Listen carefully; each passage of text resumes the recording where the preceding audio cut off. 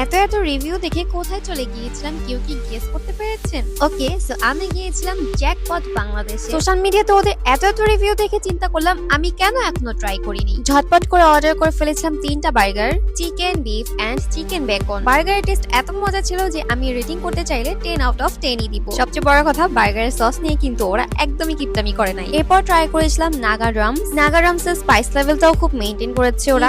Barbecue spicy wings, এখানে 5 পিসের মতো উইংস থাকবে। এরপর স্পাইসি পটেটো ওয়েজেস। সব শেষে নিয়েছিলাম chocolate cold coffee, Oreo shake and strawberry shake. সবাই মিলে কোথাও গেলে আমি একই টাইপের ফুড অর্ডার না করে একটু ডিফারেন্ট টাইপের ফুড অর্ডার করতে পছন্দ করি, যেন সব ফুডগুলি ট্রাই করা হয়। By the way, chicken wings এর বারবিকিউ ফ্লেভারটাও কিন্তু অনেক ভালো ছিল।